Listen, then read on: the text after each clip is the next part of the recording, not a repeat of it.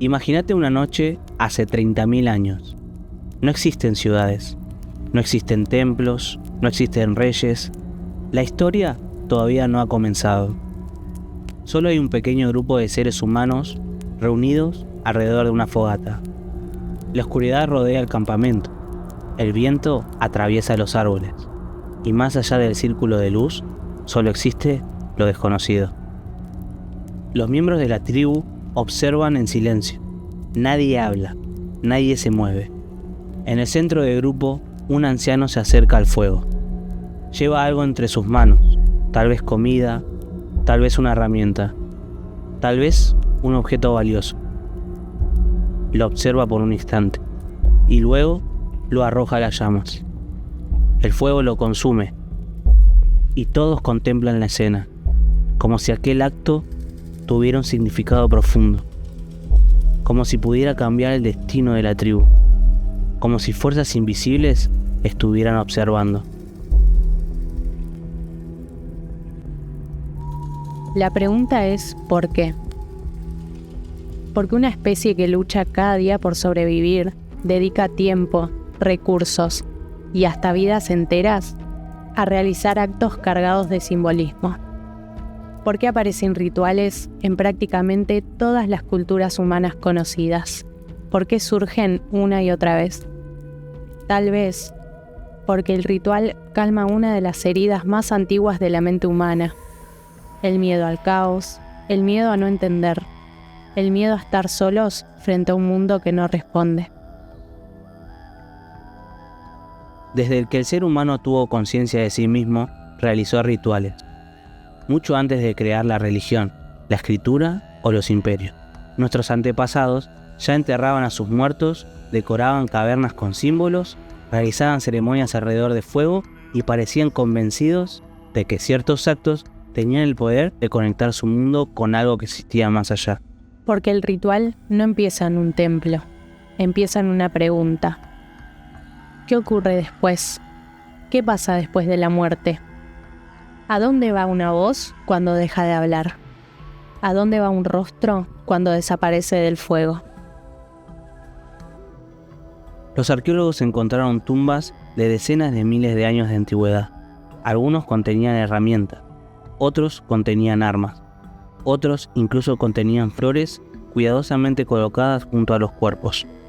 Aquellos antiguos seres humanos parecían compartir una intuición. La muerte no era el final. Y quizás, sin saberlo, estaban intentando responder las mismas preguntas que nos hacemos hoy en día. Tal vez enterrar a un muerto con objetos no era solamente despedirse, era negar que todo terminara ahí. Era decirle al vacío, esta persona importó, esta persona perteneció, esta persona no será olvidada. Con el paso de los siglos, estos pequeños rituales tribales empezaron a crecer. Se volvieron más complejos, más elaborados, más poderosos. Aparecieron sacerdotes, templos, jerarquías y símbolos. Y lentamente nació una de las herramientas más influyentes de la historia humana: la religión organizada. Pero detrás de cada templo había algo más que fe. Había orden, había comunidad, había una forma de decir quién estaba dentro y quién quedaba fuera, porque todo ritual dibuja un círculo, y todo círculo tiene un borde. Reducir los rituales a simples prácticas religiosas sería un error, porque detrás de ellos existe algo mucho más profundo, algo relacionado con la arquitectura de la mente humana, la necesidad de pertenecer, la necesidad de formar parte de algo más grande que uno mismo. La necesidad de encontrar significado en medio del universo indiferente. El ser humano puede soportar muchas cosas, pero hay algo que siempre le resultó insoportable: sentir que nada tiene sentido. Por eso inventó relatos, por eso creó símbolos, por eso encendió fuegos en la noche, no solo para espantar animales, también para espantar al vacío. Y acá es donde la historia se vuelve fascinante, porque miles de años antes de que existiera la psicología, los seres humanos ya habían descubierto uno de los principios más importantes: el sacrificio crea compromiso. Cuando varias personas atraviesan juntos una experiencia intensa, el vínculo entre ellas se fortalece. Cuando el grupo exige esfuerzo, dolor, riesgo o sacrificio, sus miembros suelen valorar más su pertenencia. Es una paradoja extraña, pero profundamente humana.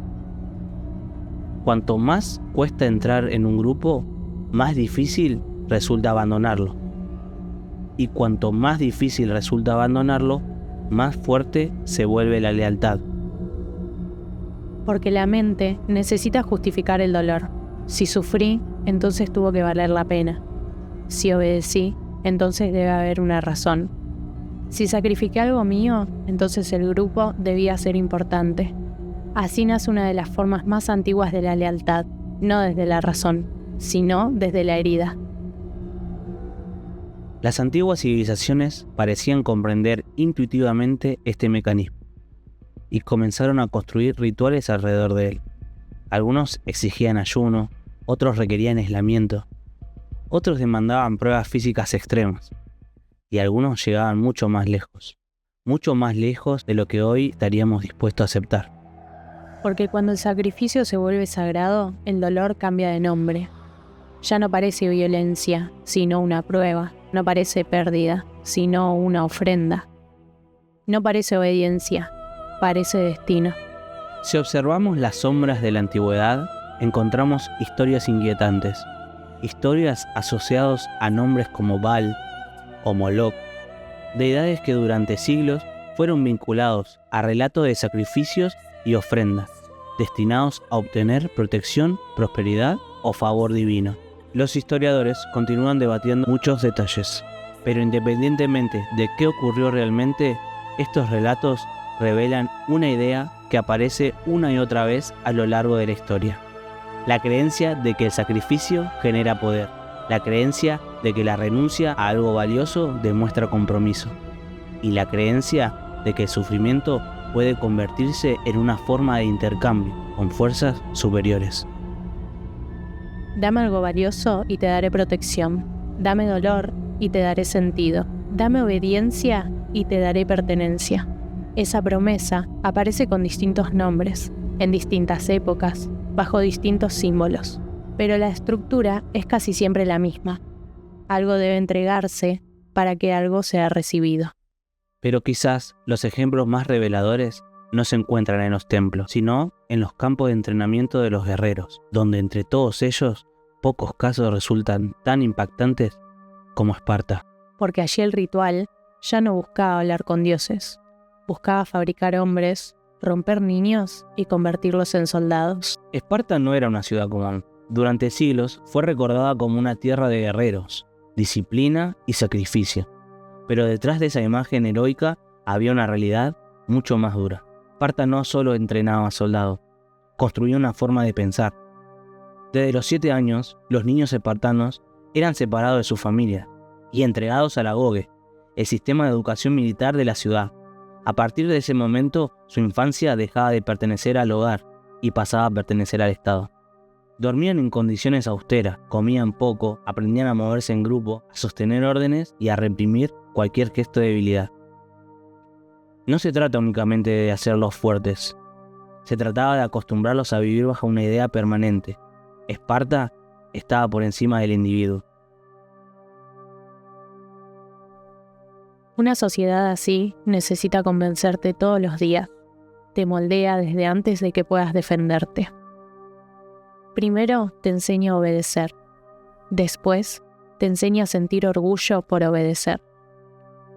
Y cuando esa obediencia se vuelve parte de tu identidad, ya no parece una imposición, parece destino. Pero la fuerza de Esparta tenía una contradicción profunda. Los ciudadanos espartanos hablaban de libertad, honor y superioridad, pero su mundo dependía de una población sometida, los ilotas. Los ilotas eran pueblos conquistados, especialmente de Laconia y Mesenia, obligados a trabajar las tierras que sostenían la economía espartana. Mientras los ciudadanos se entrenaban para la guerra, los ilotas cultivaban, producían y cargaban con el peso material de aquella sociedad militar. Y ahí estaba el problema. Los ilotas eran mucho más que los espartanos. Esparta podía tener guerreros formidables, pero vivía rodeado de una mayoría sometida, que, si se levantaba, podía destruirlas desde adentro. Por eso, el dominio no podía depender solamente de soldados visibles, tenía que instalarse en la imaginación de los dominados. El poder más eficaz no siempre es el que se muestra. A veces es el que puede aparecer en cualquier momento, el que obliga a una persona a mirar hacia atrás cuando camina sola, el que convierte la noche en una amenaza, el que hace que alguien se controle a sí mismo, incluso cuando nadie lo está vigilando. En ese clima aparece una de las instituciones más oscuras asociadas a Esparta, la cripteia. Las fuentes antiguas la describen como una práctica reservada para ciertos jóvenes. No era una batalla abierta ni una ceremonia pública, era algo más ambiguo, más silencioso, más inquietante. Los jóvenes eran enviados al campo con armas ligeras y pocas provisiones. Durante el día se ocultaban en lugares apartados, observaban los caminos, los campos y los movimientos de los ilotas. Cuando caía la noche, salían. No marchaban como un ejército, no buscaban gloria frente a otros guerreros, se movían en silencio, usando la oscuridad como parte del método. La escena no tiene nada de heroica. Un joven entrenado por el Estado, escondido en los campos, esperando el momento de caer sobre alguien que no participa de una guerra, sino de una vida sometida. Ahí el ritual cambia de forma. Ya no estamos frente al fuego sagrado de una tribu, no hay cantos alrededor de una caverna, no hay ancianos pintando símbolos en la piedra. Pero la lógica sigue siendo la misma. El joven es separado del mundo común, se coloca ante una prueba, y esa prueba no busca solamente demostrar valentía, busca producir una transformación. La comunidad necesita saber si ese joven puede obedecer cuando la orden cruza una zona oscura, si puede actuar sin retroceder, si puede convertirse en aquello que Esparta necesita que sea. En Termópilas, cuando hablamos de los famosos 300 espartanos, la imagen que nos queda es simple: escudos, lanzas, hombres firmes, un ejército enorme enfrente, y ellos sin retroceder. Acá es donde hay que mirar con más profundidad, porque ningún hombre llega a ese punto por casualidad. Nadie se queda esperando la muerte solamente porque su entrenamiento fue muy fuerte. Hay algo más, una idea metida en la cabeza desde chico, la forma de ver a tu compañero como parte de tu propio cuerpo. Una vergüenza tan grande al fracaso que morir puede parecer más fácil que volver atrás. Antes del guerrero hubo un niño, y ese niño aprendió pronto que estar solo era peligroso, que el frío se aguantaba mejor con otros, que el miedo pesaba menos cuando todos lo escondían al mismo tiempo, que el dolor, cuando se comparte, también une. Ahí aparece lo inquietante, porque si vos querés crear soldados que no se quiebren, no alcanza con enseñarles a usar una lanza, tenés que enseñarles a obedecer, a callar, a soportar y mirar al de al lado y sentir. Si él cae, yo caigo. Si yo huyo, lo traiciono a él. Si hablo, traiciono al grupo. La cripteia entra justo ahí, como una última sombra sobre el entrenamiento. No porque hubiera aprendido una técnica, sino porque había cruzado una línea. Y cuando varios hombres cruzan una línea juntos, lo que los une ya no es solo la amistad, es el secreto. El secreto tiene una fuerza extraña, se queda adentro, respira con vos, te acompaña, te recuerda a que formás parte, pero también te recuerda el precio. Y esa idea viajó. Tebas entendió el poder de los vínculos entre guerreros. Macedonia aprendió el valor de la disciplina colectiva. Alejandro llevó esa voluntad organizada más allá de Grecia. Pero la pregunta más incómoda no mira al pasado, nos mira a nosotros. Porque si el ritual puede unir a un grupo por amor, miedo, deseo, culpa o silencio, entonces tal vez seguimos rodeados de rituales, solo que ya no los llamamos así. Y tal vez algunos grupos entendieron algo muy antiguo, que el secreto une, que cruzar una línea juntos une todavía más, y que cuando todos tienen algo que ocultar, nadie se anima a romper el círculo. Esto no es solo historia antigua, porque si lo pensás desde la teoría de juegos, solo uno puede ganar, y la forma más fácil es haciendo trampa. El que se organiza en secreto siempre tiene una ventaja. Los demás creen que están jugando contra personas separadas, individuales, pero en realidad hay un grupo moviéndose juntos, sin que nadie lo vea. Cuando un grupo se oculta, puede romper reglas con más facilidad, puede protegerse, puede cubrirse, puede transgredir y después llamarlo tradición. El secreto une, pero no siempre une desde lo bueno. A veces une desde la culpa, desde el miedo, desde algo que todos hicieron y nadie puede contar. Esta parte a mí me hace ruido. Tal vez algunas sociedades secretas entendieron esto hace mucho. Para dominar, no alcanza con tener el poder. También hay que crear pertenencia. Y pocas cosas crean tanta pertenencia como cruzar una línea juntos. El ritual se vuelve peligroso, porque ya no busca elevar al ser humano. Busca separarlo del resto, hacerle sentir que está por encima, que las reglas comunes son para otros, que el secreto lo convierte en elegido. Y cuando alguien se siente elegido, puede justificar casi cualquier cosa. Tal vez esa sea la tecnología más antigua que tenemos, el ritual.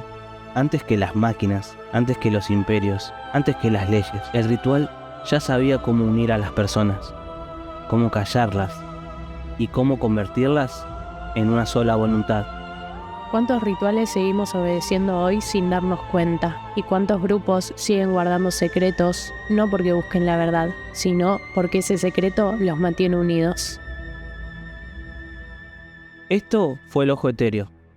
Si te gustó el viaje por la parte más oscura del ritual humano, deja tu me gusta, suscríbete y nos vemos en el próximo video.